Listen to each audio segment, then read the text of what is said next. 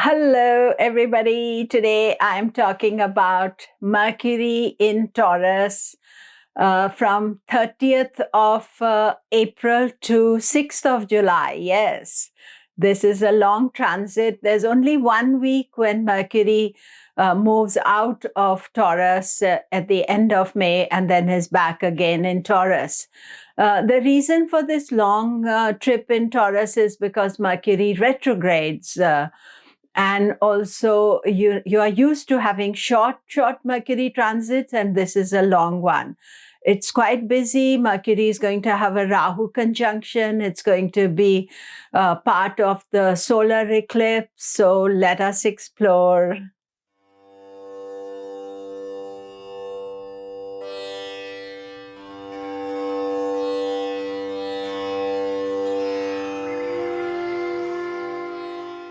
Hello, I'm Komilla Sutton, and we are talking Mercury in Taurus. Do remember to subscribe, press the bell notification. Also, do check up my store. I have lots of new things there, and this is a lovely bag. I don't know whether you can see it. It's an organic bag that you can get, and all the things are color-coded according to planets. So do check it out. So let us explore Mercury in Taurus. Now, Mercury in Taurus has 2 trips in Taurus. We are talking about the whole transit. Mercury moves from Aries to Taurus on 30th of April and will stay there till 25th of May. Then for 1 week, it will go into Gemini and retrograde back towards Taurus again. This is a transit, and then it will remain till 6th of July. So long transit in Taurus. Now, generally, Mercury is happy in Taurus. It's a friend sign. It is comfortable. And however, this year, Rahu is also in Taurus. So there will be a Mercury-Rahu conjunction. Of course, Rahu is exalted. Mercury is in a friend sign. But the thing to watch out always with the Rahu conjunction and Rahu influence, because throughout this transit, Rahu's influence is quite strong, even though the conjunction is only once. Mercury-Rahu conjunction will be on 11th of May. So there is only one conjunction of Rahu. However, this whole trip during Taurus, Rahu is ever present. So the thing about Rahu is Rahu always creates doubt. And because Mercury is our thinking planet, we can doubt our thinking. We can think unsettled energy is there. And, so we can create some wrong type of thinking. So that is where you have to be careful about. And also Rahu is the disruptor. So he may just not do anything and you may be perfectly fine with it, but he causes disruption. And specifically for Mercury, has a very close conjunction with the Sun on 10th of June, and the solar eclipse is on 10th of June. So that period with the solar eclipse, whether it's visible or not, that can be the key time for all of us to watch. Mercury will be retrograde at that time, and it's combust with the Sun and part of the eclipse. So 10th of June, you could take 1 or 2 days either side of it to be extra vigilant, conscious about this situation. And this solar eclipse is in Taurus. So if you are directly connected to Taurus, then you will feel it. I'll make a separate video about the solar and the lunar eclipses as well. Actually, there's a lunar eclipse in Scorpio on 25th of May, but Mercury avoids that because it moves into Gemini for a few days. Mercury will retrograde in Gemini on 29th of May. And then it comes back to Taurus on 2nd of June and remains retrograde till 22nd of June.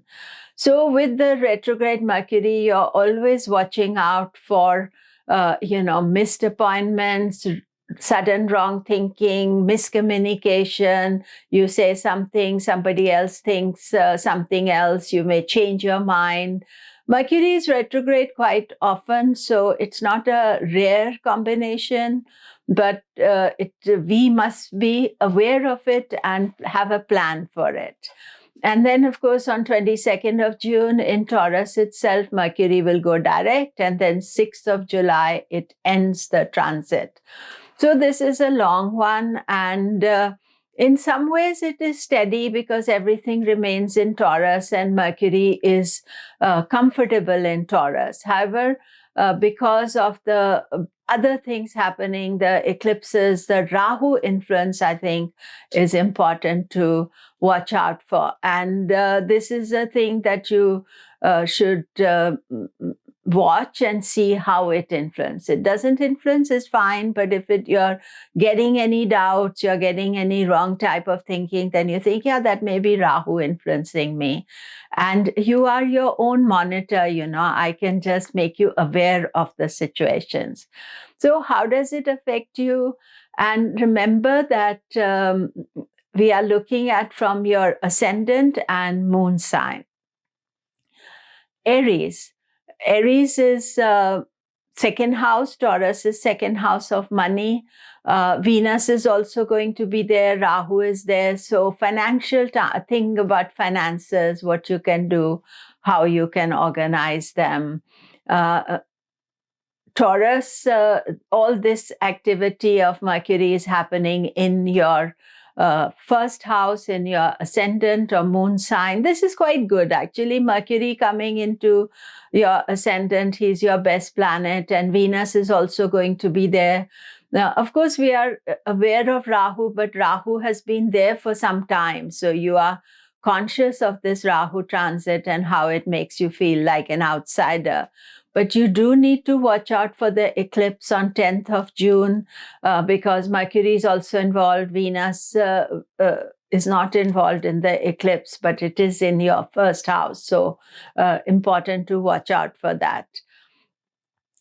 Gemini, Mercury is your ruling planet. All this long stay in your 12th house. 12th house is house of expenses. Rahu is also there, and Rahu will create big expenses. Mercury will encourage you. So just be very conscious about spending and don't waste any of your funding, and be careful. It's a long period. So if you need to spend, but don't do any expenses that are open-ending, or you think, oh, I do this, it'll be fine. Secondly, another aspect is not always money. 12th houses, you are making effort and not getting reward. But the whole concept of karma is if you make effort, you will get reward. So don't look for instant rewards. Do what you have to do. And finally, for Gemini, also think about doing something charitable, spiritual during this time. Cancer, Taurus is your 11th house. This is to do with money, finances. Mercury is not the best planet for you. Being in the 11th house, it can encourage some expenses, some wasteful, spending of your resources. But overall, I feel, all the planets in the 11th house generally is regarded as a positive transit. Leo, Mercury is in your 10th house, long stay in the 10th house. It's the planet of earning for you. It rules the 2nd and the 11th house. So being in the 10th house, this is a good transit for you.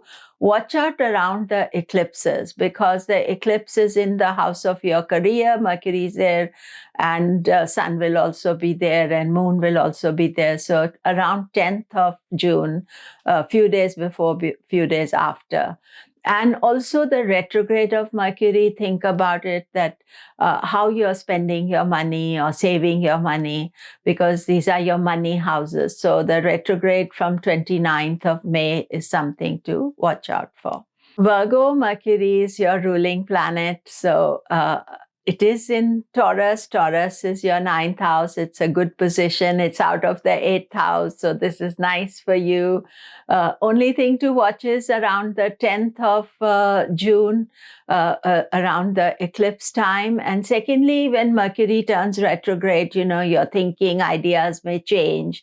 But it is in a good, solid position. And therefore, largely, this is a very positive transit and getting even more positive. The next few months, a lot of you Virgos have been complaining that I'm not giving any good news for Virgo. So I think this is really good. And just watch out for the Rahu influence. Libra, Taurus is your 8th house of transformation. And so there can be unexpected events. 8th house is also to do with unexpected money, some kind of bonus or some unexpected money coming your way.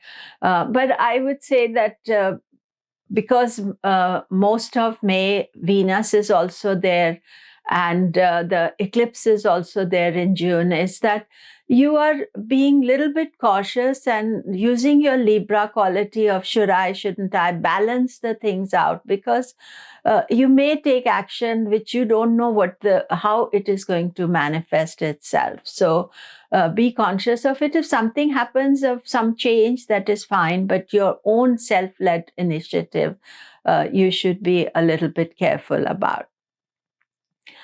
Scorpio, you have a lot of planets in your 7th house. Rahu has been already there. Venus joins, and Mercury will be there for a long time. Now, Mercury is not your best planet. So being in the house of relationships, are you overthinking your issues? Are you overanalyzing everything? And definitely watch out for the eclipse of 10th of June, and also watch out for the retrograde, 29th of May to 22nd of June. So be extra cautious about it.